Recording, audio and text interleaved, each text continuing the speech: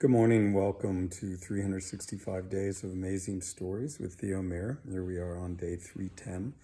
I'm continuing the story of Jullanar of the Sea from 1001 Arabian Nights. Now, I'd left the story off with King Badir, who's now staying with this merchant in this little town that is overseen and ruled by this magician who is a queen. Her name is Queen Lab. And she is one truly to be frightened of, because she becomes enamored by a young man and enjoys his company for a short period of time, and then turns him into some animal or bird. And then that person is stuck like this, with no remedy, no way to counteract the spell that she casts on them.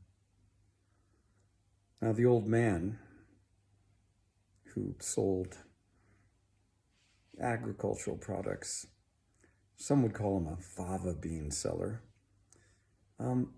he was a magician as well, and considered himself much more powerful than she.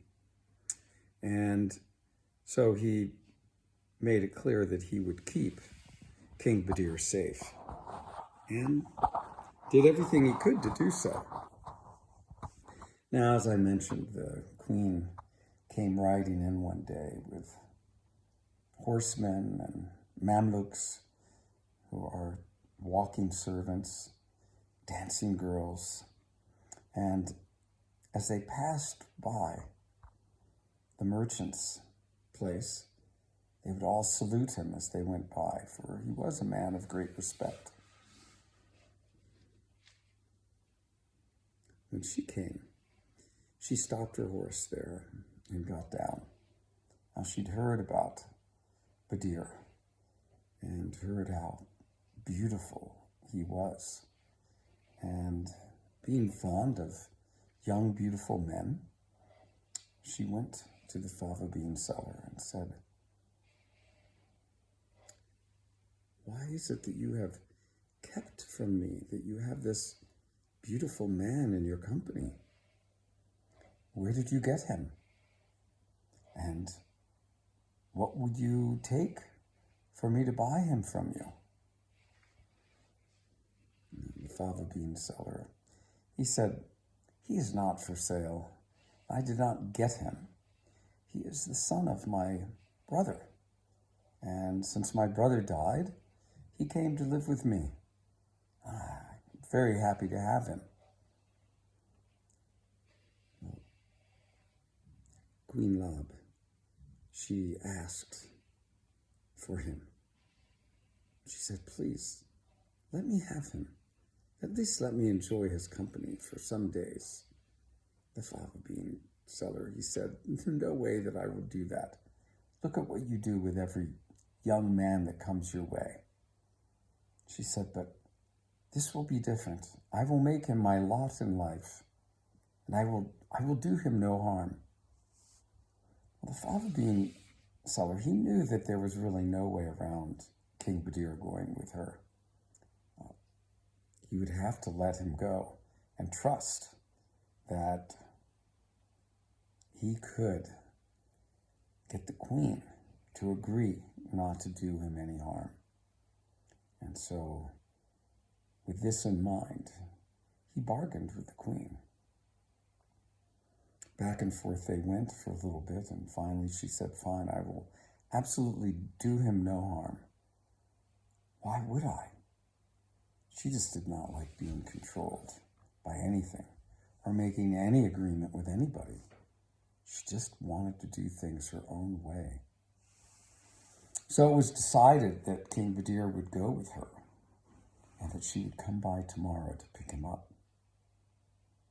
She mounted her horse again and rode off. King Badir turned to him, and the fava bean seller, the merchant who had taken him in, and said, I am terrified of her. I have had enough of enchantment and magic. Now I'm going to have to go off with her? This will be horrible, he said.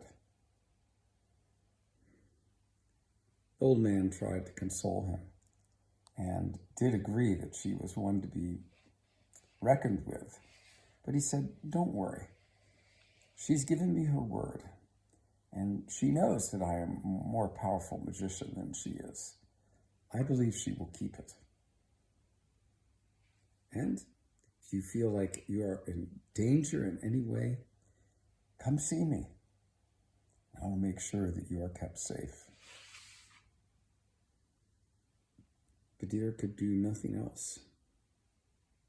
Here he was, far from home, and now in this situation that was not truly to his liking.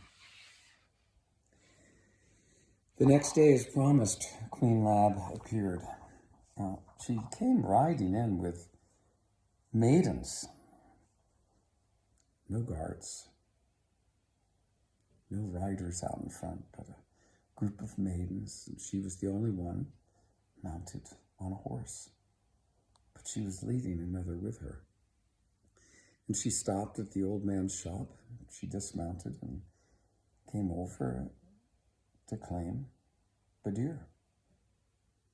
And the old man, he made her agree once again that she would do him absolutely no harm, but she would bring him back in 40 days and just the same state of health as he was in that day.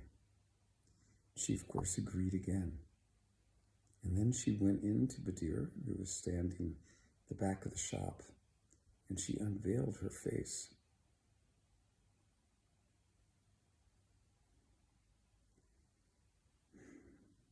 Perhaps I should stop the story there. Perhaps Badir saw something that he didn't like, but rather than keeping you in such suspense, I will tell you that when she unveiled her face, Badir could not believe how beautiful she was.